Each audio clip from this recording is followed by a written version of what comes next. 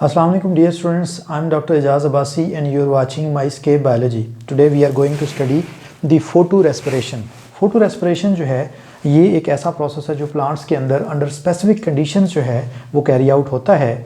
फोटोरेस्पिरेशन जैसा कि वर्ड से जो है वो ज़ाहिर होता है, the word photo means light and respiration is a respiratory activity. ये बेसिकली जो है वो एक रेस्पिरेटरी एक्टिविटी है जो लाइट की प्रेजेंस में जो है वो कैरी आउट होती है, और ये बेसिकली एक जो है वो डिस्ट्रक्टिव प्रोसेस है जिसके अंदर प्लांट्स में ऑलरेडी जो फिक्स फॉर्म में कार्बन डाइऑक्साइड मौजूद होती है, या आप कह सकते हैं कि जो ऑर्गेनिक कार्बन है या जो ऑर्गेनिक कंपाउंड्स हैं कार्बन के, उनसे कार्बन डाइऑक्साइड जो है वो रिलीज़ होती है, बजाय इसके कि जो है वो फोटोसिंथेसिस का प्रोसेस कैरी हो और उसमें मज़ीद कार्बन डाइऑक्साइड जो है वो फिक्स हो। सो फोटोरेस्पिरेशन को हम डिफाइन कैसे करेंगे? A respiratory activity that occurs in the presence of light in green plants using ATP and releasing carbon dioxide. So ये एक रेस्पिरेटरी एक्टिविटी है जो प्लांट्स के अंदर कैरी आउट होती है, और इस प्रोसेस के दौरान एटीपी यूज़ होते हैं और कार्बन डाइऑक्साइड जो है ये रिलीज़ होती है। सो सबसे पहले हम बात करेंगे कि फोटोरेस्पिरेशन का जो प्रोसेस है ये होता क्यों है। What are the causes of photorespiration? Photorespiration जो है ये तब होता है when there is a high oxygen concentration. जब प्लांट के सेल्स के अंदर, जब लीफ के अंदर ऑक्सीजन की कॉन्सेंट्रेशन ज़्यादा हो जाती है कंपेयर टू कार्बन डाइऑक्साइड, तो तब ये प्रोसेस जो है वो कैरी आउट होता है। Secondly, there is high temperature. जब टेम्परेचर ज़्यादा होता है तो तब भी जो है वो ये प्रोसेस कैरी आउट होता है प्लांट्स के लीव्स के अंदर। एंड थर्डली, हम एक और पॉइंट ऐड कर लेते हैं, there is low carbon dioxide concentration. जब लीव्स के अंदर कार्बन डाइऑक्साइड कॉन्सेंट्रेशन लो होती है तो तब ये कैरी आउट होता है। सो अगर हम इनको समराइज़ करें तो जब कार्बन डाइऑक्साइड कॉन्सेंट्रेशन जो है वो लो हो जाती है और उसके मुकाबले में ऑक्सीजन कॉन्सेंट्रेशन हाई हो जाती है, तो तब ये प्रोसेस जो वो कैरी आउट होता है along with high temperature.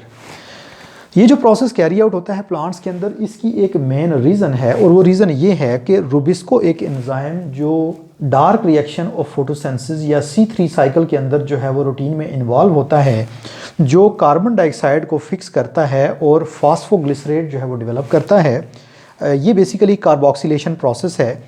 Carbon dioxide जब RuBP के साथ कंबाइन होती है और रुबिस्को इस प्रोसेस को कैरी आउट करता है, और इससे जो है वो 2 फास्फोग्लिसरेट जो है वो प्रोड्यूस होता है। 2 मॉलिक्यूल्स ऑफ फास्फोग्लिसरेट जो है वो प्रोड्यूस होते हैं। ये बेसिकली 5 कार्बन कंपाउंड है, और एक कार्बन डाइऑक्साइड मॉलिक्यूल जब इसमें ऐड होता है तो ये 6 कार्बन हो जाते हैं, और ये जो है 2-3 कार्बन कंपाउंड्स फास्फोग्लिसरेट के अंदर जो है वो कन्वर्ट हो जाते हैं। सो ये रूटीन का जो है वो प्रोसेस है जो प्लांट्स के अंदर कैरी आउट होता है, और इसको हम कहते हैं C3 साइकिल और कैल्विन साइकिल, और यहाँ पे कार्बोक्सिलेशन होती है।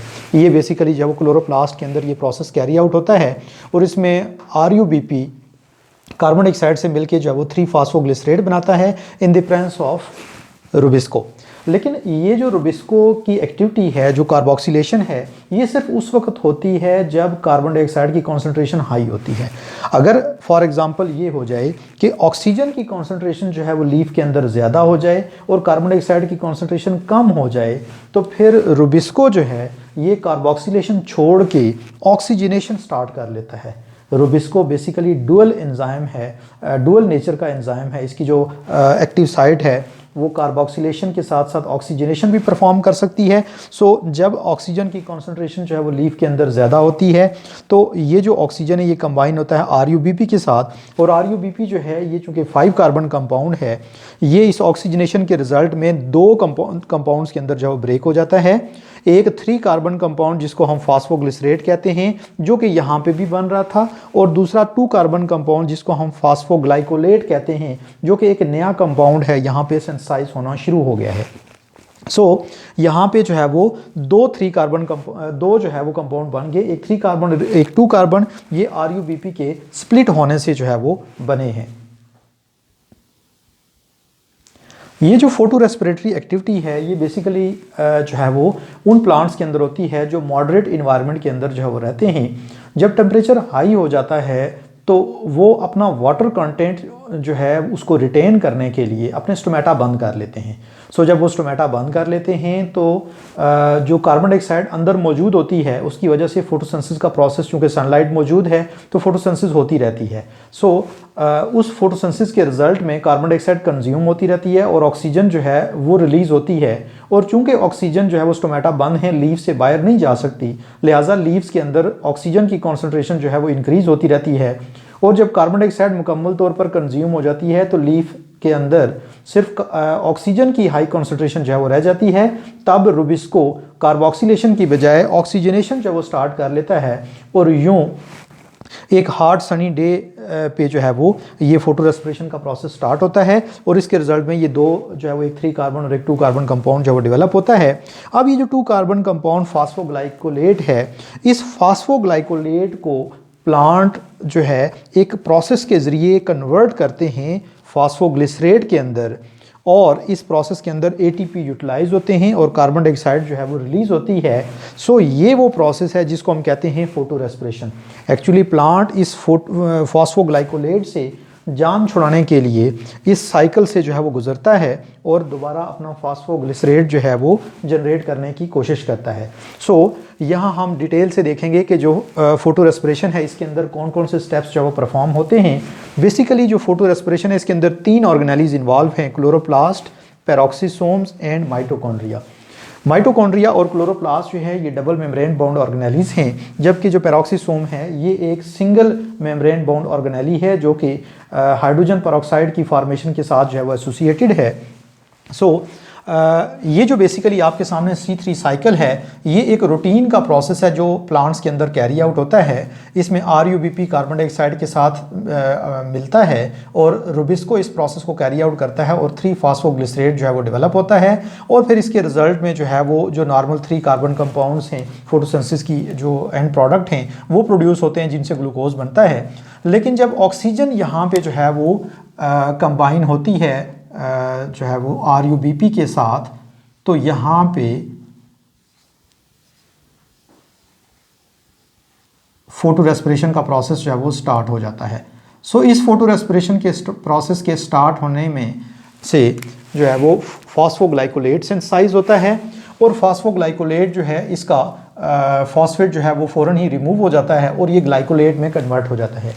ये जो स्टेप है ये क्लोरोप्लास्ट के अंदर परफॉर्म होता है, जबकि जो ग्लाइकोलेट है ये फिर यहाँ से जो है वो ट्रांसलोकेट हो जाता है पेरोक्सीसोम्स के अंदर, जहाँ पे ग्लाइकोलेट की जो फर्दर प्रोसेसिंग है उसके लिए जो एंजाइम्स हैं वो मौजूद हैं और यहाँ पे ग्लाइकोलेट पहले जो है वो ग्लाइऑक्सिलेट में कन्वर्ट होता है।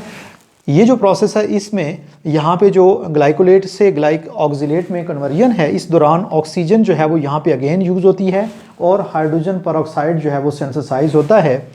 उसके बाद जो है वो ग्लाइऑक्सिलेट जो है वो एक अमाइनो ग्रुप जो है वो अपने साथ अटैच करता है और ये ग्लाइसिन में कन्वर्ट हो जाता है। सो यहाँ पे जो है वो ग्लाइकोलेट से ग्लाइसिन जो है वो डेवलप हो जाता है और फिर ये ग्लाइसिन जो है वो यहाँ से ट्रांसलोकेट होके तो माइटोकॉन्ड्रिया के अंदर चला जाता है, जहाँ पे 2 ग्लाइसिन मॉलिक्यूल एक दूसरे के साथ कंबाइन होते हैं और एक सीरीन मॉलिक्यूल जो है वो सिंथेसाइज हो जाता है। यहाँ पे अगर आप देखें तो यहाँ पे एक NAD जो है वो NADH2 में जो है वो रिड्यूस हो जाता है।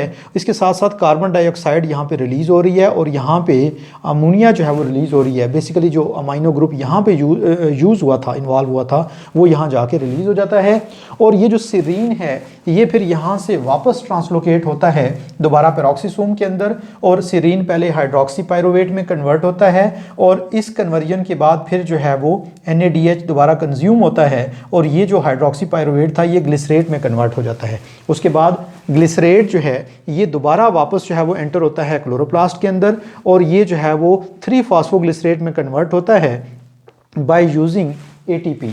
और इस तरह से अगर इस पूरे प्रोसेस को हम जो है वो समराइज़ करें तो इसमें जो पहला स्टेप है जो क्लोरोप्लास्ट के अंदर परफॉर्म हुआ था उसमें RUBP और ऑक्सीजन कंबाइन हुए थे और उसके रिजल्ट में ग्लाइकोलेट सिंथेसाइज हुआ था। फिर उसके बाद जो है वो पेरोक्सीसोम के अंदर ग्लाइकोलेट ग्लाइसिन में कन्वर्ट हो गया था। उसके बाद माइटोकॉन्ड्रिया में 2 ग्लाइसिन मॉलिक्यूल्स कंबाइन होके तो सीरीन जो है वो प्रोड्यूस हुआ था और फिर सीरीन से जो है वो कार्बन डाइऑक्साइड मॉलिक्यूल जो है उसके साथ जो है वो रिलीज़ हुआ था। सो यूँ ये जो फोटो रेस्पिरेशन का प्रोसेस है ये प्लांट्स के अंदर जो कैरी आउट होता है।